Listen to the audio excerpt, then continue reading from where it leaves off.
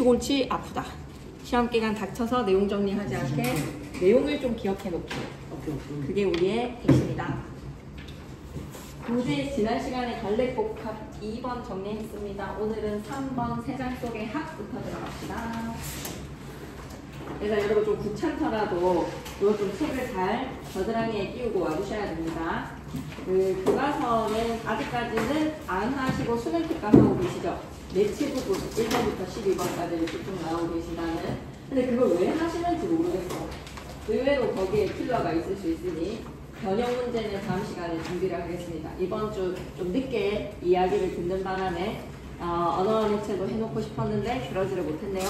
매체 문제는 다음 시간에 1번부터 12번까지 변형 문제 줄 테니 바로바로 확인을 하시고 교과서 들어가는 순간 이제 얘가 필요합니다. 교사용 지도서 같이 내용 정리하면서 갈 테니까 3과 4가 되게 중요한 단원이니까 기다리고 있어주세요. 자, 그러면 오늘은 갈래복합 3번 짧고 굵게 목표는 3지문하고 마치는 건데 그만큼만 좀 빼주면 얼마나 좋을까? 3장 속에 갇혀서도 하늘을 향한 멈추지 않는 그리움 어서오세요. 3장에다가 동그라미 억압의 공간이죠. 오늘 많이 안 와서 그쪽에 가방 올려놔도 될 것 같습니다. 자유를 잃고 병든 존재가 바로 하자입니다. 자유를 잃었네 하자가. 자유를 잃고에다가 밑줄 끄시고 병든 존재가 가슴 아프다. 이매창의 한시 3장 속의 학을 한번 들어가 보자고. 3장이라는 공간 작은 틀입니다. 3장 동그라미 작은 틀 밑줄. 푸른 하늘을 꿈꿉니다. 푸른 하늘에다가 밑줄. 그 마음을 기억하세요. 항상 자유를 잃었지만 마음속에는 자유를 꿈꿉니다. 기녕 이매창은 한시라는 장르를 통해 신분적 억압 속에서도 자유와 이상을 향한 간절한 염원을 담았다. 기녀임에도 불구하고 한시를 썼다라는 거야. 밑줄 한번 긋고 갈까? 신분적 억압에다가 밑줄 끄시고 천민이잖아. 기녀는 천민입니다. 하지만 항상 자유와 이상을 향한 간절한 염원을 꿈꾸고 있었다. 병든 학의 모습, 병든 학에다가 동그라미 이런 거 뭐라고 하지? 화자의 처지를 드러내는 자연물이든 소재를 택했을 때 병든 학 문학 용어로 뭐라고 부른다? 객관적 상관물이라고 부릅니다. 잊지 말아주세요. 시험 문제 출제 포인트는 병든 학이네요. 하자의 외로운 고뇌는 오늘날 우리에게도 깊은 울림을 주너라. 이의 배경을 읽고 가자. 이 작품은 기녀 이매창이 자신의 처지를 밑줄이자. 자신의 처지를 3장에 갇힌 학에다가 밑줄. 이게 제일 핵이야. 자신의 처지가 3장에 갇힌 학에다가 드디어 표현이 되었다. 이매창은 조선 중기 부안지역의 아전의 딸로 태어나서 평생 기녀의 신분이었습니다. 평생 기녀에다가 밑줄. 얼마나 신분적 한계 속에 안타까운 자신의 능력을 펼칠 수 없다는 거에서 이렇게 시를 잘 짓는데도 불구하고 어떤 사회적으로 자아실현 할 수 있었겠어요? 자아실현을 할 수 없는 여성이면서도 신분적 한계의 기녀라는 신분. 그는 자신을 청정과 불영에 산다는 학에 의탁하여서 학에 의탁에다가 밑줄 한번 꺼주시고 자유를 향한 자의식에다가 밑줄 한번 꺼주시고 기녀는 어떠한 것도 자기의 의사대로 할 수 있는 게 없었어. 현실은 3장 속에 갇힌 병든 학에 불과하다라는 인식으로 기결이 됩니다. 좀 씁쓸한 애상적인 마음. 작품은 곤륜산, 청정, 불영과 같은 이상향의 이미지를 가져와. 이상향의 이미지에다가 밑줄. 이런데 확 날개를 펼치고 나는 학의 모습과 달리 3장에 갇힌 병든 학이란 말이야. 과거에 대한 동경을 심화에다가 밑줄 한번 꺼주시고 과거에 대한 그리움, 동경에 대한 심화. 까마귀 때의 소란과 병든 학의 고독을 대비해서 하자의 배를 부각시킨다. 와, 이거 병든 학에다가 동그라미 객상 적어 놓으셨으니까 지금 한 번만 더 적을까요? 병든 학에다가 동그라미 치시고 밑에다가 객상. 이거는 화자의 처지를 나타내는 객상. 그런데 까마귀 때에다가 동그라미 치시고 역시 객상. 이 까마귀 때는 화자랑 처지가 동일시 되는지 본문 안에서 확인하셔야 되겠네요. 우리 민순이 거 줘야 되겠네요. 민순이 거 왜 없지? 잠깐만 있어봐 민순아. 민수 혹시 지난 시간에 가져가고 그러진 않았나? 목요일반에 와가지고. 오케이. 그러면 계속 가겠습니다. 그래서 화자의 비애가 더욱더 부각이 된다는 사실. 하자의 비애 한번 밑줄 그어주시고 까마귀 때, 병든 학 두 가지의 차이점을 기록해주세요. 한눈에 보기로 갑니다. 3장이라는 공간은 나와야지. 억압과 구속에다가 밑줄. 학은 하자의 자신에다가 밑줄. 3장에 갇힌 학이기 때문에 자유갈망입니다. 돌아갈 길이 아득하네요. 자유로웠던 과거로는 돌아갈 수 있다 없다? 기녀의 신분으로 머리를 틀고 나서는 과거로 돌아갈 수 없지. 과거로 돌아갈 수 없음에다가 밑줄 금륜산의 청전의 부력은 확 날아다닐 수 있는 신선이 거주하는 이상향, 이상향에다가 밑줄 공경에다가 밑줄 자유에다가 밑줄 이런 산을 날고 있는 학이어야 하는데 나는 세장 속의 학이구나. 여윈 그림자 홀로 섰다. 홀로에다가 밑줄 끄시고 고독에다가 밑줄 여위였던 그림자 세약에다가 밑줄 화자의 처지를 보여주네요. 저녁에 까마귀 떼가 소란을 피웁니다. 활기찬 외부 세계에다가 밑줄 끄시고 그러니 까마귀 떼의 소란스러움은 화자는 더더욱 외로움을 부각시키겠네. 유리왕의 항조가가 기억나지 않습니까? 헐헐 나는 깨꼬리가 암수서로 정다우니까 외로워라 이내 몸은 니와 함께 돌아갈고 대비입니다. 대비. 대비에다가 별표 셋. 까마귀 떼는 대비되는 객관적 상관물. 병든학은 화자의 처지를 드러내주는 객관적 상관물. 분명히 출제의 포인트로 선지를 따다다다닥 병철쌤이 치실 거예요. 병이 깊어서 죽음을 재촉하고 있다. 절망에다가 밑줄. 육체도 병들었다. 정신도 병들었다. 슬픈 울음 밑줄 한번 꺼주시고 지금의 심정입니다. 열망에 옛 언덕 그리움에다 가로로 묶으시고 크게 별표 하나 쳐줘. 옛 언덕의 그리움은 과거의 자유. 그것에 대해서 나 뭐야? 나 돌아갈래. 회개에다가 밑줄. 간절한 회개의 마음 슬픈 울음입니다. 보면 그냥 읽으면 쭉쭉쭉 읽히니까요. 아이고 기생이 한시를 썼네 라는 거 생각해보자. 이제 본문일 줄 알았는데 아직까지 남았어. 그냥 꼼꼼하게 본다라고 생각하자. 시상 전개 방식 맥락을 한 번 더 이해를 하래. 세상에 갇혀 돌아갈 길이 아득합니다. 억압된 현실 한 번만 더 밑줄 꺼주세요. 본윤산을 떠올리면서 이상향을 그리워하는군요. 과거에다가 밑줄. 과거에는 나 자유로웠거든. 그것에 대한 동경이야. 본윤산 플러스 청정과 구령 다 이상향이야. 이상향에다가 밑줄. 하지만 그것을 바라보지만 이제는 돌아갈 길이 없어. 단절에다가 밑줄. 고달프네. 여인 그림자, 여인에다가 밑줄, 홀로에다가 밑줄. 나 육체가 병들었어. 이렇게 홀로 있는 심정 너무나 외로워. 까마귀 떼의 소라는 꼭 기억해줘야 되는 게 뭐다? 대비. 병이 깊어서 죽음에 이르고 있는 학의 모습은 뭐다? 육체적 세약에다가 밑줄. 죽어가고 있구나. 절망에다가 밑줄. 옛 언덕을 그리는 슬픈 울음인걸. 과거 자유시절에 대한 그리움까지 절절합니다. 감상하기. 감상 포인트 짚고 가래. 아이고 되게 자세해라. 이러면서 이제 한 번에 다 이해해서 까먹지 말고 있으면서 문제 푸는 거가 우리가 해야 할 길이라는 점.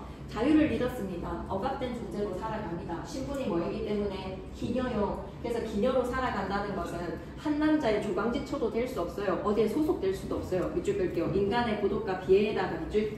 그 심정이 바로 세장 속의 병든 학입니다. 세장 속의 병든 학에다가 밑줄. 그래서 상징적인 기능의 시어들이 시험에 나와. 이 작품은 무조건 시험에 나와. 세장이랑 학이랑 본윤산, 청전, 구령 이런 공간들이 자유랑 억압이라는 대비적인 의미들을 지니고 있잖아. 자유 밑줄, 억압 밑줄. 자유를 나타낸다 라고 하면 본윤산, 청전, 구령이라는 동경의 장소. 억압이라고 하면 세장. 그 속에서 지금 시작하자는 좌절이라는 감정을 맛보는구나. 대비적인 시어들의 상징성을 기억해주고 시상 전개는 별표 한번 적어봐. 시상 전개에다가 별표 꼭 좀 기억해줬으면 좋겠어. 지금의 나의 처지부터 시작해. 현실의 억압. 지금의 나의 상황은 세장에 갇혔다. 이상향을 동경하지요. 본윤산과 청전을 쫙 날아가고 싶은 그 심정. 하지만 지금의 나는 고립된 세약해진 병든 학인걸. 과거에 대한 절절한 그리움으로 옛 언덕의 슬픈 울음입니다. 심리 변화에다가 밑줄 한번 꺼주시고. 변화는 항상 출제 요소 아니겠어요? 그러니 세장에 갇힌 학이 어떠한 감정들을 느끼는지 그걸 좀 쫓아가라고. 화자의 심리로 시상이 전개가 된다는 걸 꼭 기억해야 돼. 화자가 어디 공간을 이동하는 것도 아니야. 화자가 지금 시간의 흐름에 따라서 뭔가 다른 이야기를 하고 있는 것도 아니야. 화자가 바라보는 대상의 시선이 이동이 되는 것도 아니야. 화자의 뭐야? 마음 심정이야. 마음의 심정의 심리의 변화에 따른 시상 전개라는 걸 좀 강조하고 싶어. 감상의 주안점 갈까? 병든 학이라는 이미지에 투영된 화자의 자의식과 현실에 순응하기보다는 이 상을 갈망하는 내면의 고통을 중심으로 작품을 읽어주세요. 밑줄 한번 끌까요? 현실에 순응에다가는 X. 현실에 순응하고 싶지 않아. 이런 건데 이제 그냥 체념하고 싶지 않아. 이 시적 하자는. 체념하기보다는 뭐다? 내면의 고통. 갈망하는 내면의 고통에다가 밑줄. 꿈꿔. 갈망하는 내면의 고통에다가 밑줄. 화자는 체념하지 않아. 나 그냥 이런 처진걸 뭐. 나 그냥 이렇게 살아가면 되지 뭐. 이게 아니야. 본윤산 꿈꿔. 청전을 꿈꿔. 그래서 내면의 고통을 중심으로 작품을 읽어야 됩니다. 또한 외부 세계의 까마귀 떼와 도리가 되는 학의 쓸쓸함을 통해서 고립된 존재로서의 인간상을 깊이 이해해봐라. 고립된 존재의 심정을 한번 생각해봐라. 현실에 순응하기보다는 갈망합니다. 이상향을 계속 갈망하면서 그 속에서 이제 내면의 고통을 겪게 되는 거야. 갈망하는 것, 이상과 현실의 괴리는 고통을 불러일으킨다. 그 다음 본문 주석으로 갈게요.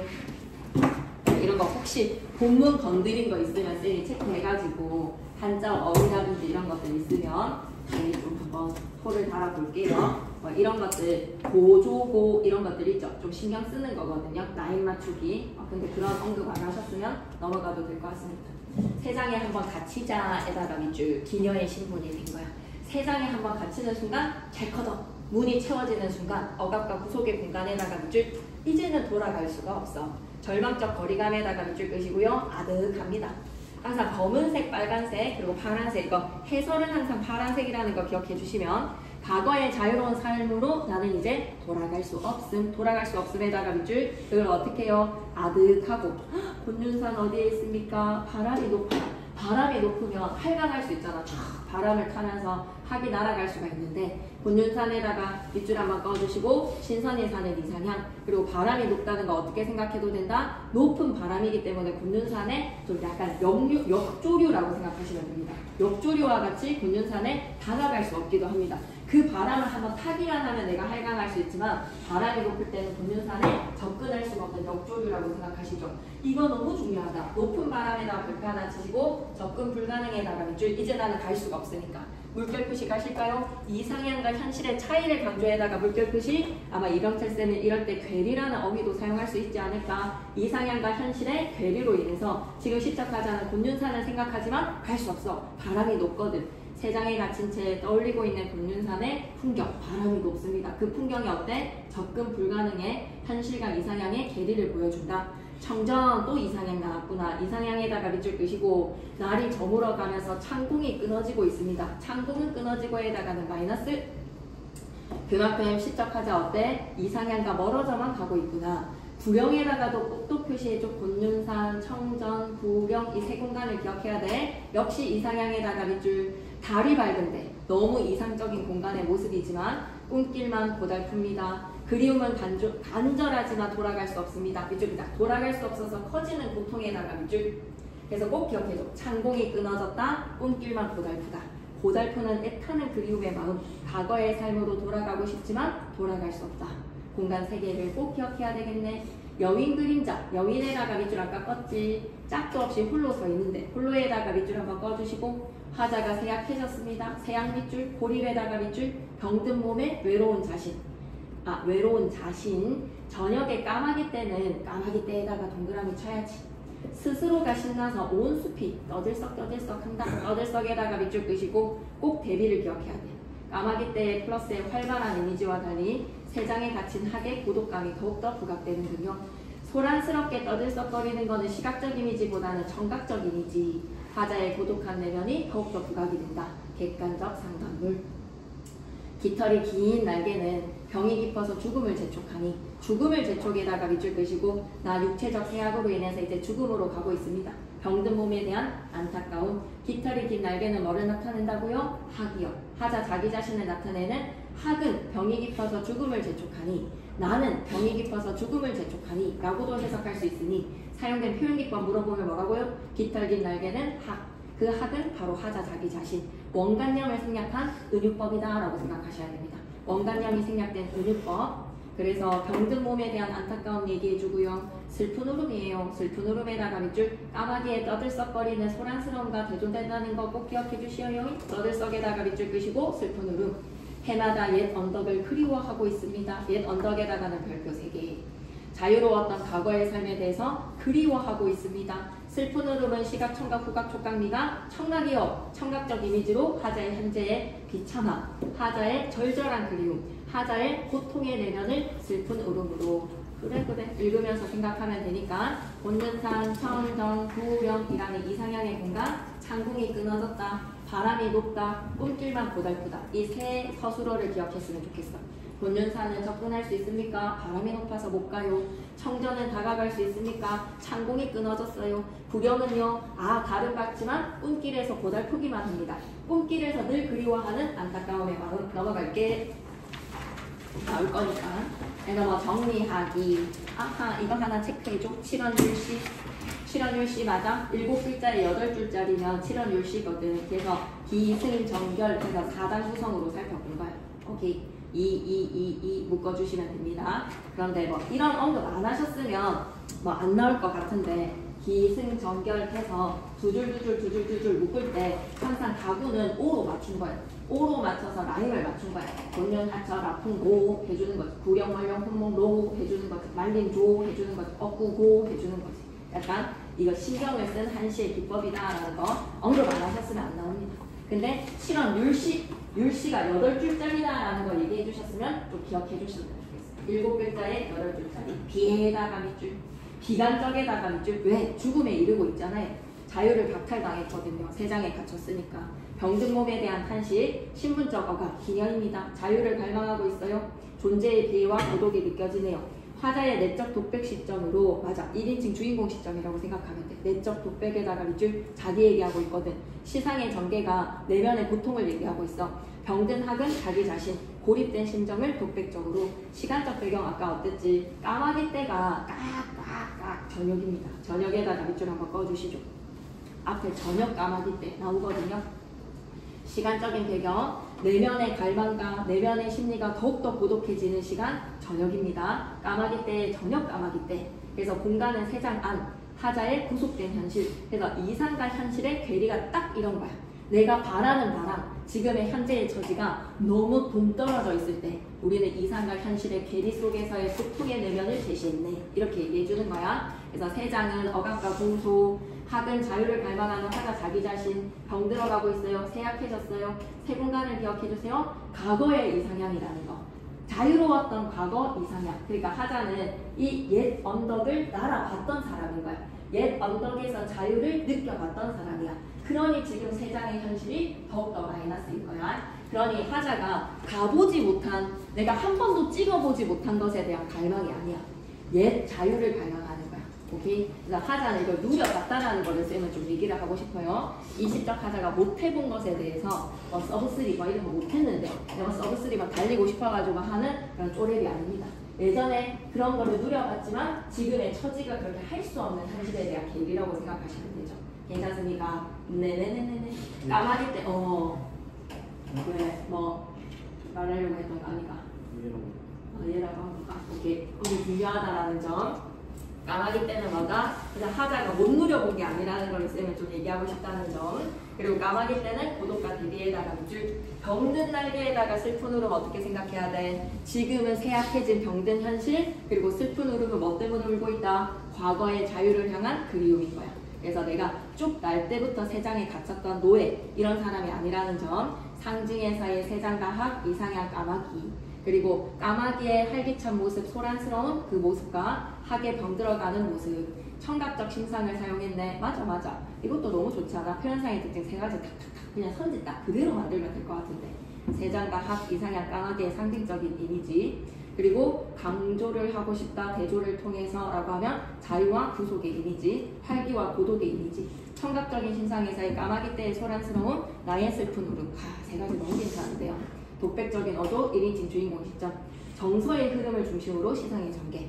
억압의 현실을 내가 딱 인식했어. 세장에 갇혔지. 한 번 갇히고 난 후로는 돌아갈 수 없다. 그래서 불륜산을 바람이 높아서 불가능. 그리고 막 절망의 끈이 막 가는 길이 끊어졌네. 꿈길이만 고독합니다. 과거에 대한 그리움. 그래서 수사법에서는 상징, 대조, 은유, 밑줄 그자. 단어에다가 밑줄 그시고 자유를 상징하는 학이 갇혀서 병들어가고 있는 모습 속에 자유를 상징하는 학이잖아. 원래 학은 어떤 세워야 된다고? 본륜산이라든지 구령이라든지 멋지게 날아야 돼. 그리고 신선의 친구는 뭐야? 학이야. 신선이 타고 다니는 게 학이야. 구름 타다가 학 타다가. 그리고 학이 막 자식이야. 신선하면 뗄래야 뗄 수 없는 게 학인데 얘가 어디에 있다고? 세장에 있다라는 거에서 놀라 자빠지겠네. 그래서 단어는 근데 언급 안 하셨으면 뭐 반어라고 생각하지 마시고 약간 통념과 약간 반하죠. 일반적인 상식에서 학이라고 하면 신선 옆에 있어야 되는 학이, 곤눈산에 있어야 되는 학이, 청전에 있어야 되는 학이 왜 세 장에 있니? 라는 것을 우리가 생각해주면 그만큼 그래서 이 시적하자는 과거의 자유를 그리워합니다. 한 누려봤기 때문에 세 장 속에 갇혀서도 하늘을 향한 멈추지 않는 그리움, 이상을 향한 그림이라고 생각하시면 됩니다. 과거의 자유를 그리워하는 시적하자. 오늘 그냥 바로 탁 풀어보시면 너무 좋겠죠? 맞죠? 점심만 하나 먹고 나서 다 풀어보시면 너무 좋겠다. 아, 문제가 조금 부족하다라고 하면 더더더 할 테니까 쌤이 이제 골고루 여러분한테 문제를 일단 풀어놓은 거니까 피드백을 그런 거를 기탄 없이 해주셔야 됩니다. 그죠? 조금 더 주세요 하면 바로바로 준비됩니다. 야시 성산탄에다가 별표 3개. 세 장 속의 학이랑 성산탄은 중간고사 시험지에 없을 수가 없다. 이거 무조건 나와야 된다. 배 위에서의 간식. 공간이 시적하자가 배 위에 있구나. 뭐야? 배라는 것은 우리 일반적으로 고전 시간을 감상을 할 때 어부 그리고 배 이런 거 나오면 어때요? 작품의 99.99999 작품의 분위기는 뭐가? 지국총 어서와 자연 친화적인 안분지족 안빛낙도란 말이야. 근데 이 배는 판옥선이야. 좀 우리가 알고 있는 배와는 다른, 그래서 판옥선을 타고 있는 시적하자가 풍류의 배가 얼마나 그립겠어요. 대비의 축을 이룹니다. 그래서 절치부심한다. 이 외놈들에 대한 분노 이쪽이다. 외적에 대한 분노에다가 밑줄 임지왜란에 대한 분노, 평화로운 세상에 대해서 소망을 합니다. 과거의 배에 대한 풍류를 그리워하지. 그래서 배 위에 탄식을 하고 있는 시적하자의 정서, 대놓고 말하고 제목이 단식이야. 박인노가요. 조선 후기의 가사의 대표입니다. 조선 초기 하면 정철을 잊지 마셔야 되죠. 병철의 송민곡, 사민곡을 잊지 마시고 후기 하면 뭐다? 박인노입니다. 묵가의 급제를 해서요. 2번의 정쟁을 거쳐서 밑줄보자. 임진왜란에다가 밑줄, 정유재란에다가 밑줄. 그러니까 쫄딱 망해. 몰락한 양반이 돼. 전쟁을 2번을 겪다 보니까 직책이 뭐였다? 통주사에다가 동그라미. 그때 지휘관으로서 근무를 하면서 임진왜란에서 아직까지 전쟁의 기운이 도사리고 있단 말이야. 그런 마음에서 지은 가사야. 우리 민족에게 막대한 피해를 준 이 외적의 놈들 어떻게 해야 되겠니? 밑줄이다. 외적에 대한 적개심에다가 밑줄. 그러면서도 잊지 않는다. 임금님께 충성. 영군지정에다가 밑줄. 그리고 과거에 누렸던 태평성대의 그 시절을 기억을 하는 임진왜란이 일어난 이유가 조선의 태평성대였잖아. 절대로 전쟁이 일어나지 않을 거라고 조선 꼰대들이 얘기했잖아. 태평성대에 대한 간절한 바람에다가 밑줄. 과거의 태평성대를 그리워합니다. 이해의 배경으로 갈게요. 이 작품은 전쟁 가사의 대표적 작품인데 임진왜란이 끝나고 난 후에 지금 어디야? 부산이야. 통주사로 부임한 작가의 상황과 심정이 너무 생생합니다. 외적에 대한 분노와 적개심, 그 속에서 반드시 복수하자라는 우국충정까지. 그래, 이 단어를 좀 기억했으면 좋겠어. 설분신원에다가 밑줄 한번. 분노를 다 씻어내자, 원한을 갚아내자, 기계와 의지를 표출합니다. 두 눈을 막 부릅뜨고 있습니다. 기계 의지에다가 밑줄, 그런 키워드를 외우셔야죠. 기계와 의지가 표출된 장면이 어떤 장면인지. 지금은 뭘 타고 있다고? 판옥선에다가 동그라미, 밑에다가 전쟁 용도라고 적자. 풍류를 즐기는 용도의 배가 아닌 전쟁의 용도입니다. 지금의 상황이랑 연관을 시켜보니 야씨 중국의 고대 왕 헌원씨가 원망스러운 거야. 왜? 배를 만들질 않았다면 삼면이 바다인 우리가 일본으로부터 침략을 받는 데 있어서는 배가 있어야지만 침략을 당하거든. 배를 만든 헌원씨 때문에 약간 본질이 흐려졌죠. 그죠? 배를 만든 바람에 일본 놈들이 우리한테 쳐들어왔다. 뭐 이 정도의 원망의 마음이 막 생기는 거야. 그리고 진시황에다가 밑줄 그리고 진시황이 안 죽고 싶었어. 그래서 서부리가 사기를 쳤죠. 진시황한테 불사약을 부려오겠다. 그래서 엄청난 막대한 이 막 투자금을 받고 일본에다가 정착을 했어. 그래서 이 진시황이 서부리한테 사기를 당하는 바람에 서부리가 일본으로 갔으니까 이 임진왜란이 일어난 것이 아니냐. 되게 근원의 원인을 짚고 있군요. 원망스러운 표출에다가 밑줄. 이런 맥락이 좀 중요합니다.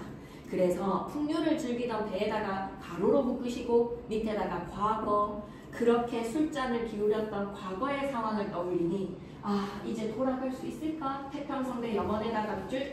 전란에 대해서 되게 다양한 감정을 느끼고 있는 시적하자다. 관념과 감정이 다양하게 담아내고 있구나. 줄거리 한번 가보자. 통주사로 진동령에 부임한 배 위에서 적진인 대마도를 막 노려보는 거야. 아 나쁜 놈들. 과거 현재를 비교해다가 밑줄. 과거에는 우리가 풍류를 즐겼는데 현재는 지금 판옥선에서 칼이랑 창이 막 널브러져 있어.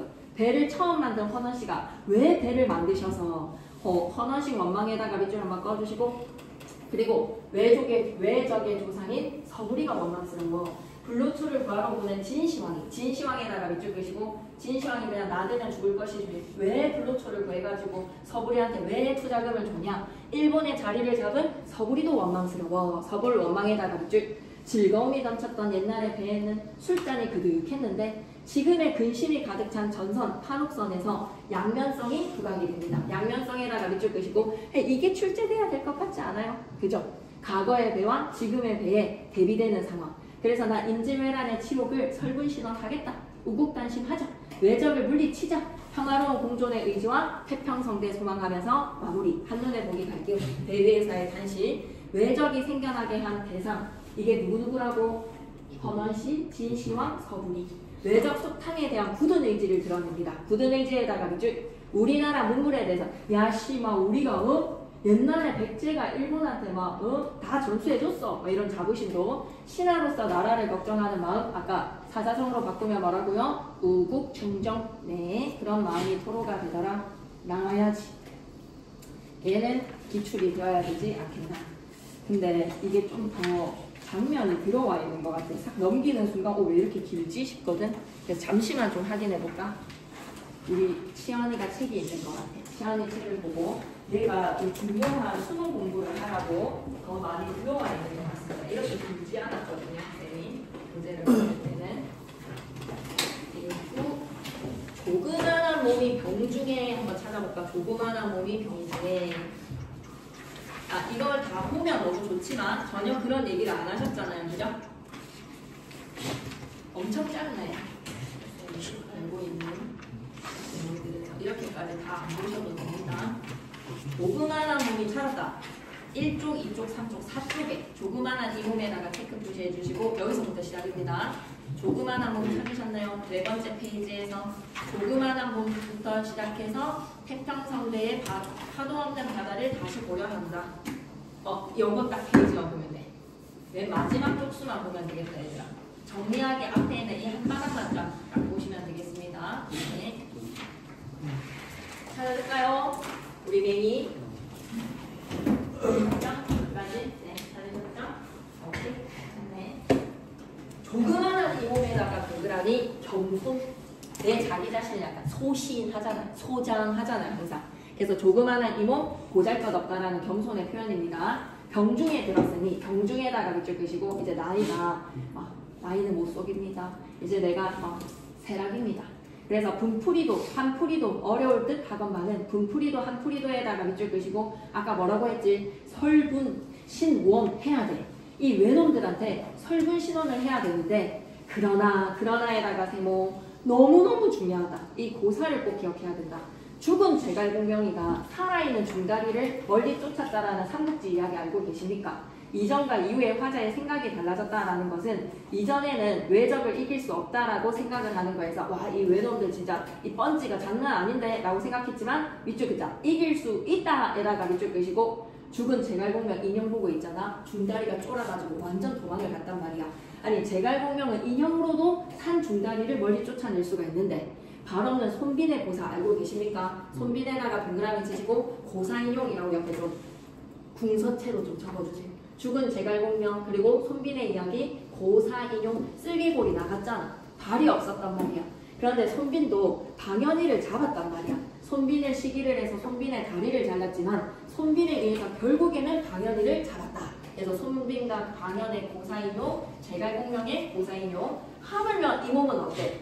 이런 마이너스의 존재들이 있는데 하물며 이 몸은, 이 몸에다가 동그라미 바들로는 어떤 처지라고 지금? 사지가 멸종해.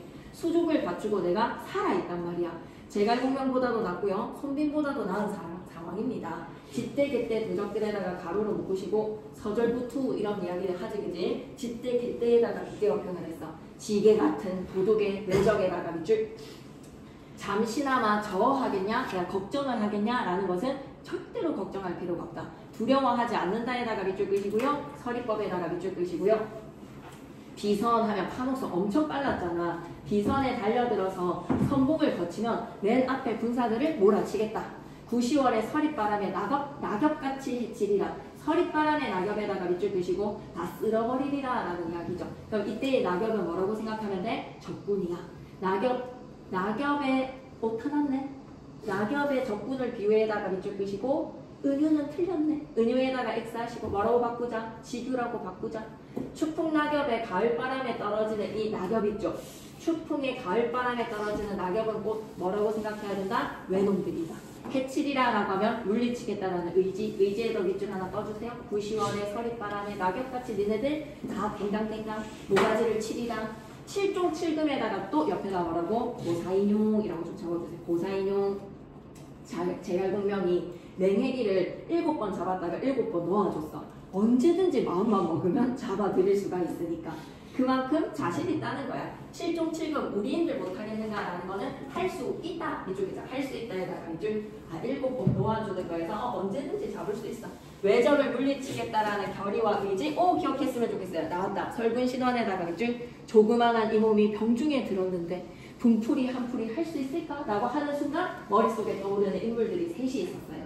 제갈공명, 그리고 선빈이, 그리고 또 뭐다? 제갈공명이가 맹해기를 잡았던 거. 이 세 가지를 생각하면 사지멀쩡한 내가 못할 게 뭐가 있느냐라는 것으로 전혀 두려워하지 않는다. 잡아드리겠다. 어리석은 섬오랑캐들아 어서 항복하려무나. 섬오랑캐에다가 동그라미 치시고 기분 나쁘겠지. 도노법에다가 밑줄 청자의 외놈들을 부릅니다. 항복해라. 항복하면 용서해줄게. 외적에 대한 적개심 물리칠 수 있다라는 기상으로 야이 오랑캐들아 항복해라. 항복한 자 안 죽이는 법이다 라는 거에서 이 말 들어보셨죠? 항자불살에다가 밑줄 끄시고 너를 굳이 선멸을 하겠는가 라는 거는 항복하면 죽이지 않는다.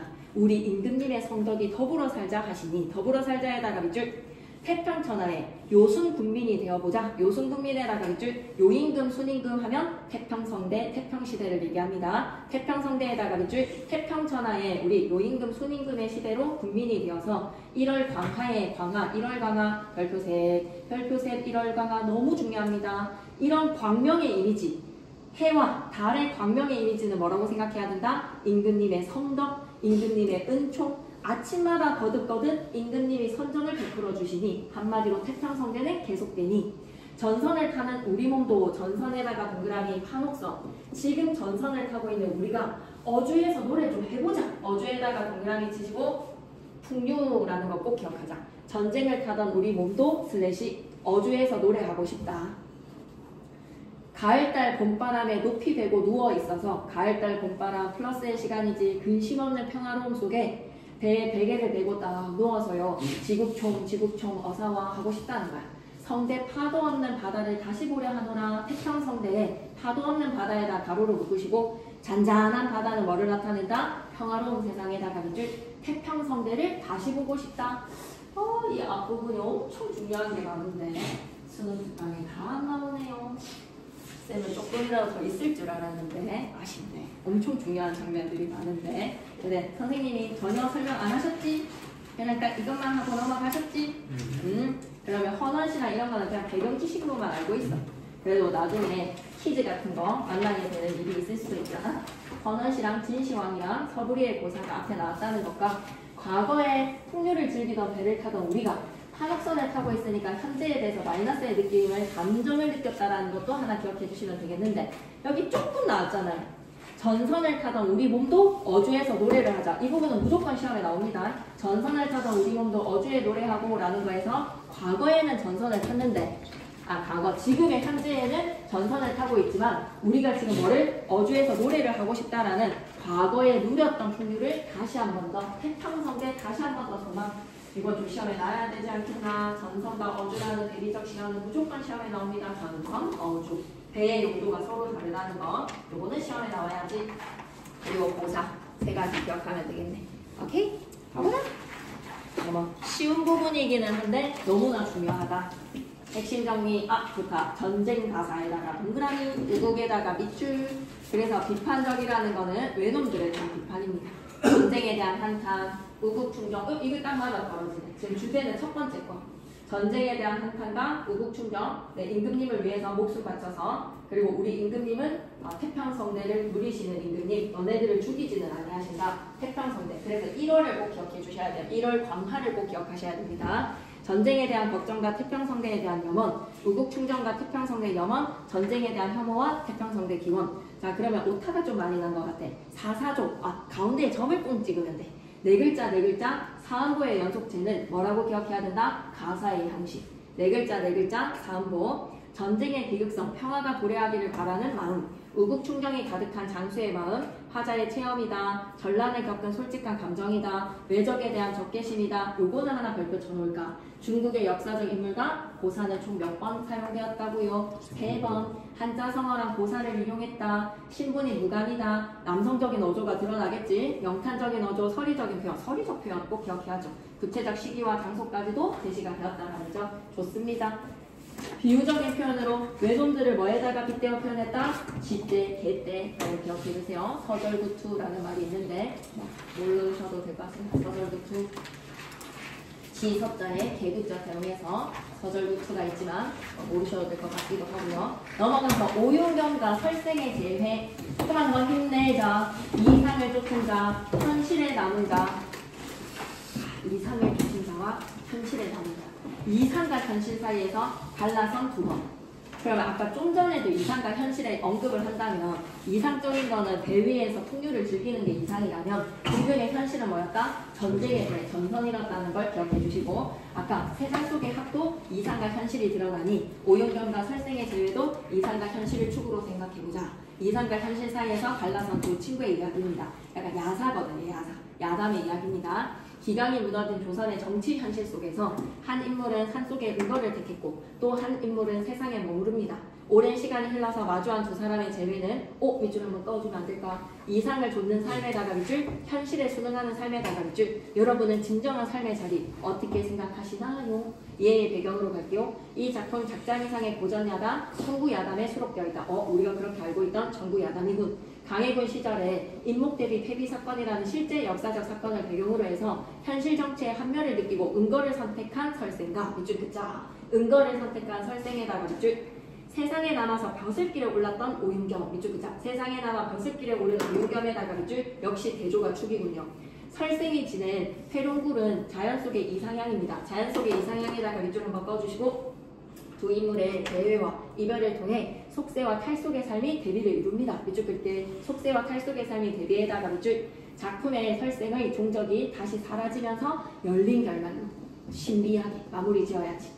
강해군 시기의 설생은 인목대비 폐비 사건으로 벼슬을 단념하죠. 유람을 나섭니다. 이후에 오윤겸이 관찰사가 되어서 강원도를 순시를 하던 중에 영남호에서 설생과 재회를 하게 되고 해룡굴이라는 은거지에 초대를 받습니다. 설생의 삶에 감탄한 오윤겸은 훗날 설생에게 벼슬을 권하게 되지만 설생은 수치스럽다. 내가 그 발톱의 때 같은 거를 왜 하냐.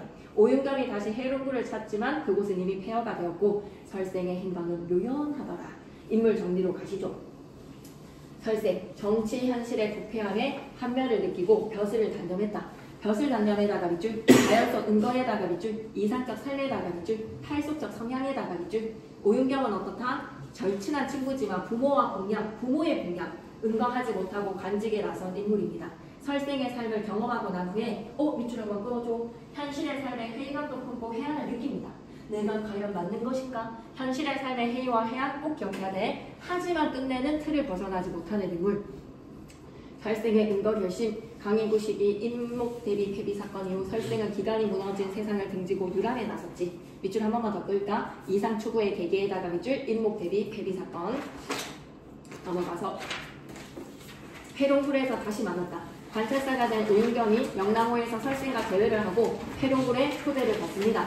탈속적인 삶을 경험해보죠. 오씨가 벼슬 권유하자 오윤겸은 설생에게 벼슬을 권하지만 수치스러워. 이상과 현실 사이에서의 갈등, 왜 너 나한테 그런 얘기해? 결별을 하지. 해룡굴이 폐허가 되었다. 오윤겸이 다시 해룡굴을 찾지만 설생은 사라지고 공간은 폐허가 되었네요. 설생의 탈속적인 삶의 완결과 여운 있는 마무리, 발단 전개, 절정 결말, 위기는 좀 생략됐다. 설생과 오윤겸이 벼슬 은거 놓고 다른 길을 선택한다. 이쪽이다. 다른 길을 선택에다가 밑줄. 설생의 삶의 방식에 감탄하면서 회의감도 느껴졌겠지. 오씨가. 그래서 오는 설생에게 벼슬을 권하지만 설생은 기분 나빠. 오윤겸이 해룡굴을 다시 찾았을 때는 행방이 묘연하다. 전설처럼 남은 겁니다. 감상 포인트 읽으면 다 이해가 되거든요. 설생의 은거와 결심, 이별. 광해군 시기에 인목 대비 폐비 사건의 한멸을 느낀 설생은 벼슬은 해서 무엇하겠어? 라고 말하며 세상을 떠났거든요. 밑줄 자 현실 정치에 대한 비판에다가 밑줄 명랑후에서 다시 만납니다. 우연히 제외를 했죠. 우연히 제외에다가 밑줄 이상세계의 초대를 받는데 회룡굴에 대해서 묘사하는 장면 밑줄 자 감각적 묘사에다가 밑줄 자연의 풍요로움, 이상적 공동체, 구현이 바로 회룡굴이다 라고 생각하시면 돼요. 회룡굴의 플러스의 이미지 오윤경은 설생에게 벼슬을 하는 순간 되게 기분 나빠. 두 인물의 가치관의 차이가 극명하게 드러납니다. 이상과 현실의 긴장이 절정에 이르고 다시 찾았던 그곳은 폐허가 되고요. 종족도 확인되지 않는 여운 있는 마무리. 감상 포인트 다시 계속 간다.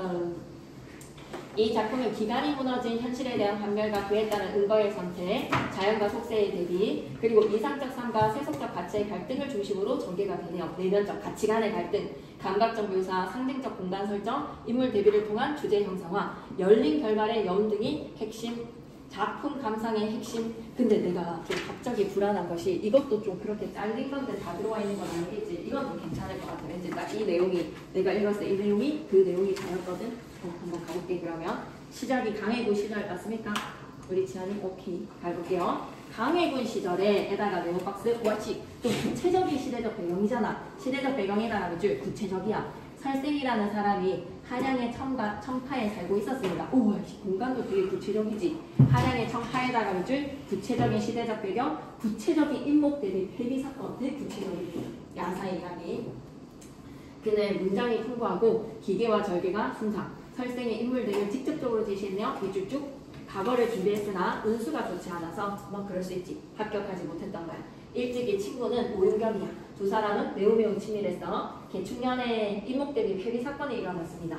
인목 대비 폐비 사건에다 가로로 묶으시고 설생은 개연이 오윤경에게 말하기를 야 이거 너무 부당한 부조리한 세상이라는 거야. 왜 어떤 사건이었는지 조금만 더 봐봐. 조선조의 강해군이 이복 동생의 영창대군의 생모 인목 대비를 내쫓았거든. 윤리와 기강이 사라졌다라고 욕해. 이쪽이자 윤리와 기강이 사라졌으니에다가 밑줄 현실에 대한 비판 목소리를 내는 거지. 이런 부조리한 세상에 내가 녹복을 받아서 무엇하겠는가? 벼슬을 해서 무엇하겠는가? 나와 함께 유람을 떠나자. 밑줄기자 은거결심에다가 밑줄 오윤경은 부모님이 살아계시기에 멀리 떠날 수 없다며 사양을 했어. 거절에다가 밑줄 한 달 뒤에 설생의 집에 가보니까 설생이 진짜 유람을 떠난 거야. 그렇게 인목 대비 폐비 사건 이게 계기가 된 거야. 이게 트리거야 트리거. 다른 길을 택한 설생과 오윤경 두 사람의 삶의 방식이 각각 다릅니다. 인조 반정 이후에다가 밑줄 되게 구체적인 사건 제시하지. 갑술년 오윤경은 관동의 관찰사라는 직책이 되어서 지역을巡視를 하다가 영남호에 배를 띄웠는데 호련히 안개와 파도 아득한 구름 사이로 배를 저어오는 사람이 있는 거야. 이거 우연한 만남이라고 얘기해야 되겠지? 갑자기 가까이에서 와서 보니까 이거 좀 너무 땡뚱이잖아요. 그죠? 우연성입니다. 우연성. 호련에다가 별표 하나 쳐주시고요. 파란색 글씨 밑줄 쭉 넣어주세요. 호련의 별표 고전소설의 우연적인 만남에다가 밑줄 쭉. 야담의 이야기 5개 우연적입니다. 오윤경이가 매우 놀라서 설생을 배 안으로 맞이했어. 그가 마치 하늘의 구름 사이에서 내려온 사람이냐 반겼던 거야. 거처하는 곳을 모르니까 설생은 이렇게 대답하기를 밑줄 끄자. 반가움이 직유법에다가 밑줄 하늘에서 내려온 사람이냐 직유법 기억해 주시고요. 설생은 어떤 사람이다. 하늘의 구름 사이에 내려온 사람. 되게 신비로운 이미지구나. 신비성 초월적에다가 밑줄 뭐라고 얘기하는지 들어봐봐. 내가 사는 곳은 양양의 관하로부터 강원도구만. 동남쪽에 60-70리 떨어진 회룡굴이라는 데에서 살고 있어. 깊고 공격한 곳이라서 사람의 발걸음이 거의 닿지 않는다. 이곳에서 그리 멀지 않아서 갔다 오는데 한나절도 안 걸리니 한번 가볼래 우리 집에 초대를 했어.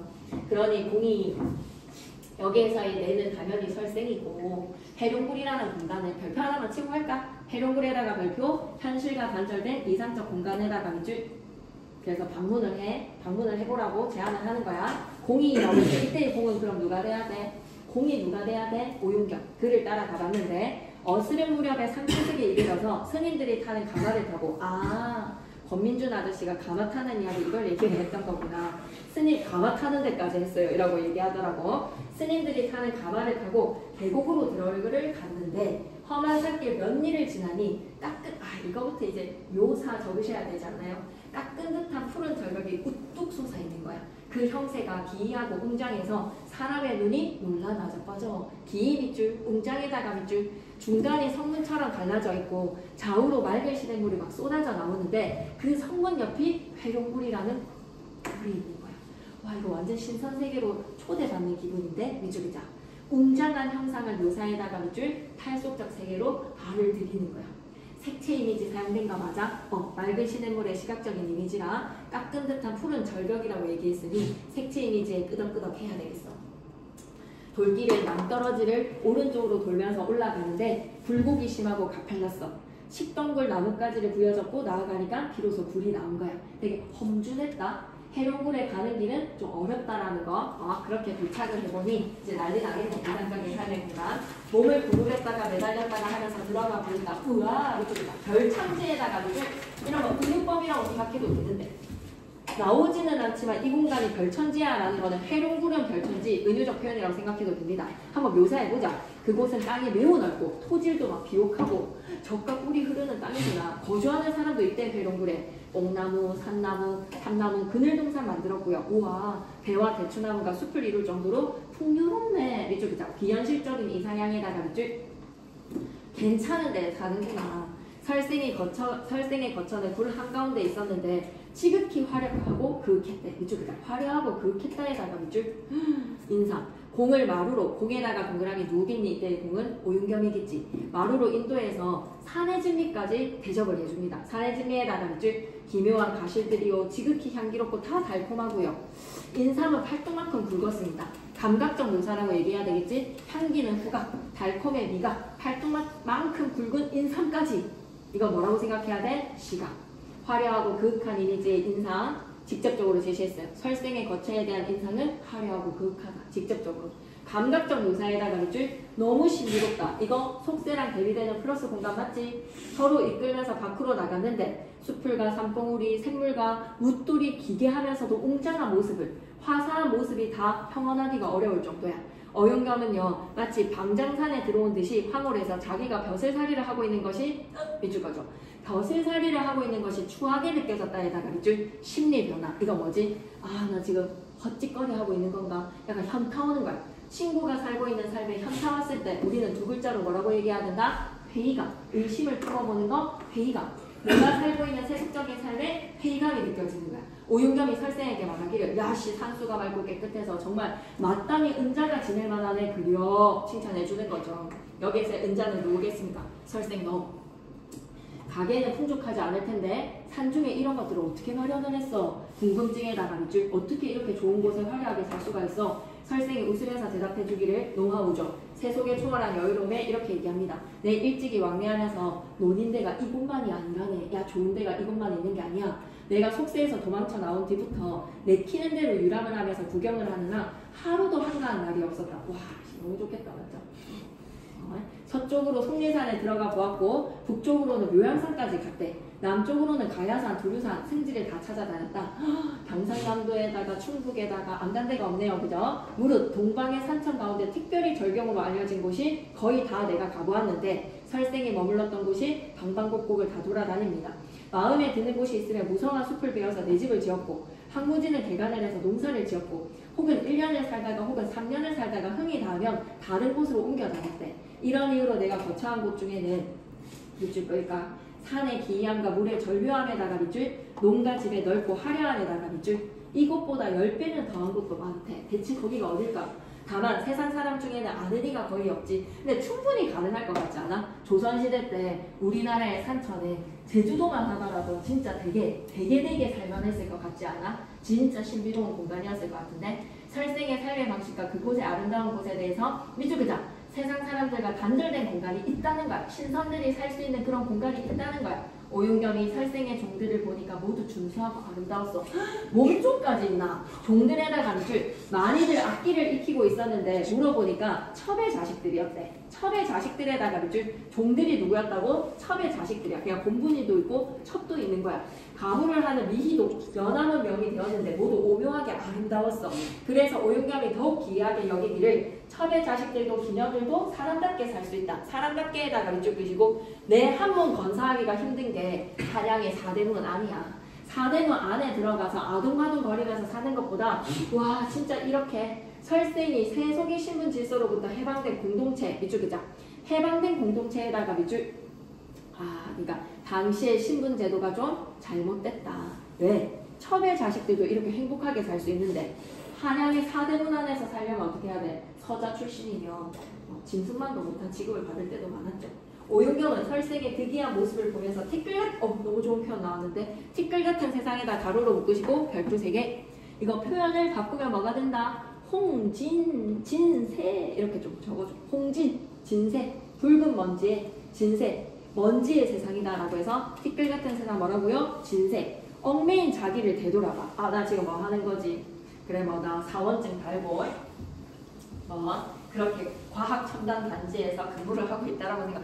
근데 복지 괜찮잖아. 이거 너무 극단적일 수도 있어 얘들. 한숨을 쉬고 흐느꼈다에다가 밑줄. 결국에는 친구에 대한 부러움으로 한숨과 흐느낌이 터지는군요. 시를 지어서 설생에게 주기를 속세에 남아있는 자신의 모습에 대한 회의감에다가 밑줄 한숨과 눈물, 부러움이죠. 설생의 삶에 부러움을 느끼고 자신의 삶에 자책하는 오윤겸이 자신의 삶에 자책하는 오윤겸에다가 밑줄 같이 회사생활을 하다가 은퇴를 해가지고 왜 그러냐고 막 만류를 해봤지만 그 친구가 제주도 가가지고 당근 농사 짓는데 너무 행복하게 살고 있어. 귤 농사 지으면서 너무 행복하게 살고 있어. 이럴 때 이제 내가 한숨과 눈물이 터지겠지. 거기서 이틀을 머물고는 떠나오면서 설생에게 부탁을 하기를 뒷날 반드시 한양으로 와서 나를 방문 좀 해줘. 그로부터 3년 뒤에 과연 설생이 오윤겸을 찾아왔어. 밑쪽에 자. 설생이 오윤겸을 찾아왔다. 어디로? 한양으로. 오윤겸은 그때 전조를 잡고 있어서 설생에게 벼슬을 추천을 했어. 벼슬을 추천에다가 밑줄 그시고 이건 뭐야? 전조를 잡고 있다는 게 뭐야? 인사과야 인사과. 밑줄이다. 인사 업무를 주관에다가 밑줄. 전조는 이조와 병조를 아울러서 이르는 전조입니다. 오윤겸에게 설생이 이거 대책 좀 이것 좀 할래? 라는 거 권할 수 있는 힘이 있는 상황이야. 그러자 설생은 수치스럽게 여겨. 작별 인사도 없이 떠나버렸다. 밑줄이자. 작별 인사도 없이 떠나버렸다에다가 밑줄 끄시고 기분 좋은 만류가 기분 좋은 거절은 아니었다는 겁니다. 설생의 거부에다가 밑줄 끄시고 두 사람의 가치관의 차이로 갈등을 일으켜서 갈라서는 거예요. 오윤겸이 휴가를 얻어서 설생을 만나보자 고개를 넘어서 해룡굴로 다시 찾아갔는데 그곳은 이미 폐허가 되어 있었고 설생은 또 다른 곳으로 이동했겠지. 사람 중에는 아는 이도 없고 오윤겸이 그 기이한 행적에 대해서 크게 탄식하고 애석한 마음으로 돌아왔더라. 여운 있는 마무리였습니다. 갈래는 고전 산문의 선악, 야단이라고 생각해줘. 그래서 교훈을 주는 메시지, 활속, 이상향의 진학, 과연 정답은 무엇일까? 부패한 현실에 대한 환멸과 이상세계에 대한 동경, 기강이 무너진 정치 현실에 대한 환멸로 은거의 삶을 택한 설생의 삶입니다. 여러분 어떻게 생각하시나요? 특징 첫 번째, 3인칭 전지적 작가 시점에다가 밑줄. 그런데 인물의 심리는 객관적으로 서술을 하기는 했지만 주관적으로 드러나는 부분도 있는데 그지? 광해군 시기에 인목 대비 폐비 사건이라는 정확한 사건을 계기로 그리고 공간적 배경이 한양, 청파조, 영남호, 해룡굴이라는 되게 구체적인 공간인데 밑줄 그자 현실과 환상의 경계에다가 밑줄 해룡굴은 환상의 공간이야. 현실에 머물고 있는 오윤겸, 현실을 떠난 설생 이상향의 차이를 기억해주세요. 가치관의 차이입니다. 그리고 신비성에다가 밑줄 끄시고 두 사람의 만남은 너무 우연적이었어. 열린 결말, 해룡굴의 묘사. 이 장면은 시험에 나올 것 같아. 해룡굴의 묘사에다가 별표 하나 치시고 요거의 감각적 이미지는 나올 것 같습니다. 색채어에다가 밑줄, 감각어에다가 밑줄. 그래서 청파라는 세속의 공간과는 확실히 다른 이질적 공간으로 형상화시켜줬지. 이질적 공간에다가 밑줄, 환상성으로. 역사적 배경에 허구적 인물의 삶을 엮어가는 방식이라서 밑줄 한번 끄고 갈까? 사실성과 허구성의 결합에다가 밑줄.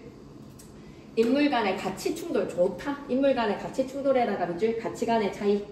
그래서 하늘의 구름 사이에 내려온 사람인 양이라는 비유적 표현에다가 그대로 비유적인 지명의 표현, 반복적인 수식어들의 사용. 해룡굴은 그만큼 이상적인 공간이었다. 이상을 쫓은 자 설생, 현실에 남은 자 오윤겸. 이렇게 두 사람을 기억해 주시면 되겠습니다.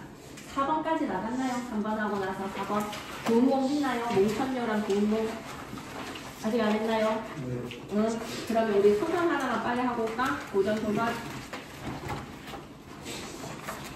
짧고 굵게 했네요.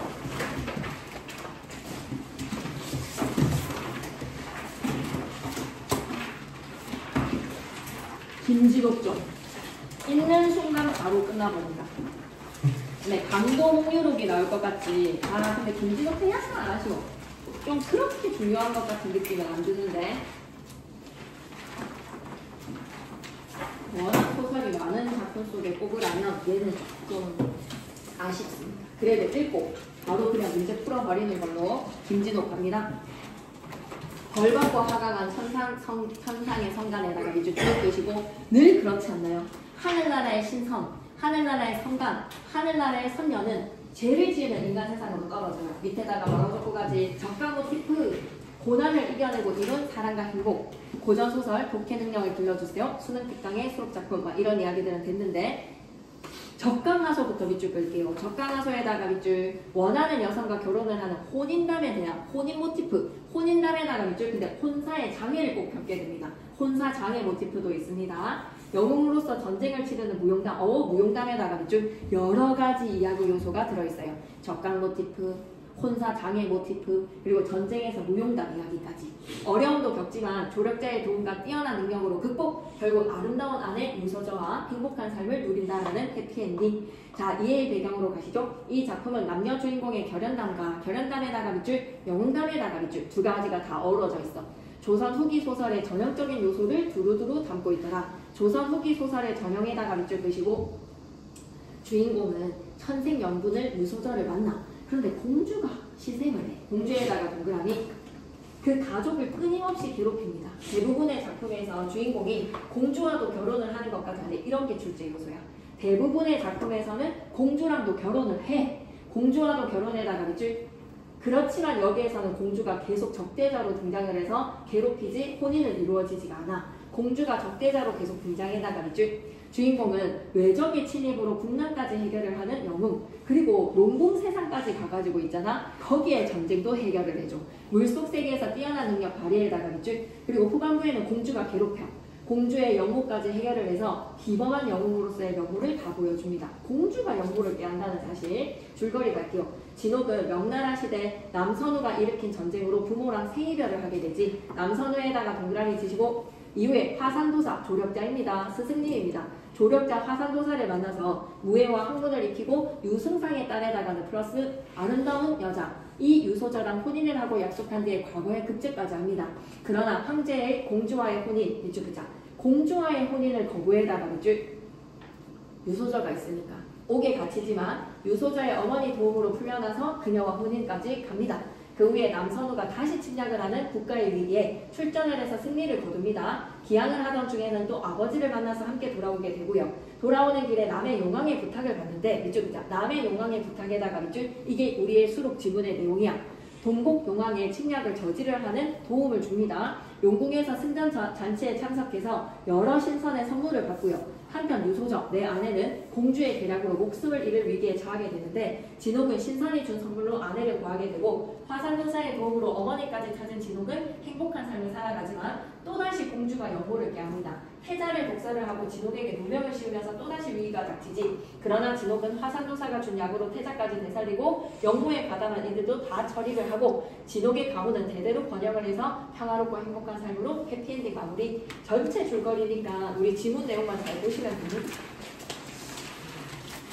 좀 힘들어도 이렇게 정리를 하면 끝낼 수가 있잖아요. 그죠? 그래서 혼자 읽는 거 지금 읽는다라고 생각하시고 조금만 꼼꼼하게 볼게요. 김진옥은 주인공에다가 밑줄, 그리고 사랑도 이루고 사랑 하트 표시해주고 나라를 위기에 구하는 영웅도 표시해주시고 혼인담과 영웅의 무용담까지 두 가지가 어우러져 있습니다. 애정의 이야기 플러스 나라 이야기까지. 김진옥의 아버지 김시광, 전쟁 중에 가족과 헤어지고 남의 용왕의 부탁으로 아들 김진옥을 만나서 용왕들 간의 전쟁에서 승리하고 기항을 하는 인물.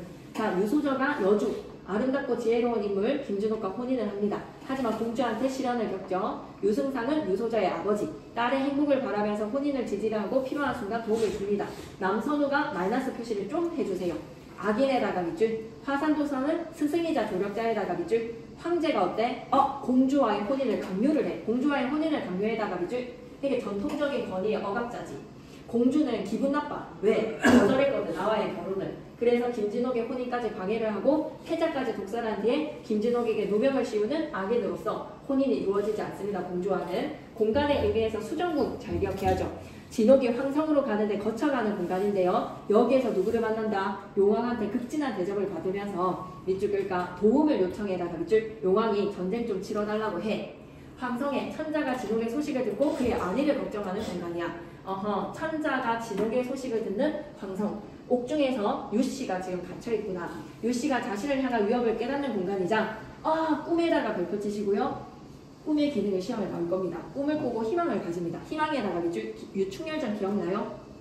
꿈속에서 충렬이 들리고 도망가라고 알려주는 거에 꿈의 기능 시험에 나왔었습니다. 이번에도 꿈의 기능은 주목하셔야 돼요. 만약에 나온다면 이 지문에서는 꿈의 기능이 중요합니다. 동해는 용왕의 부탁으로 받아서 동공왕과 맞서는 공간이 동해바다. 진옥이 자신의 능력을 발휘해. 이쪽이죠. 진옥이 자신의 능력을 발휘하는 공간에다가 밑줄 끄시고 한 방에 제압을 해주거든. 동복 용왕이 조화를 부려서 피신한 공간. 이것도 기억해줘야 돼. 본진에서 피신한 공간에다가 밑줄 시험에 나올 것 같아. 공간의 의미가 시험에 나올 것 같아. 수능 특강에서도 이렇게 막 매겨가지고 문제 있지? 진옥이 새로운 전략을 구상을 한다. 진옥이 새로운 전략을 구상에다가 밑줄 동해랑 본진. 이게 좀 두 공간이 중요할 것 같습니다. 진옥이 자신의 능력을 발휘하는 공간 동해. 본진으로 도망을 갔는데 진옥이가 새로운 전략을 구상을 해서 어떻게 싸움이 이루어지는지 잘 봐봐. 발단 부분, 인물 소개, 배경 설정, 김진옥이가 명나라 시대의 인물이다.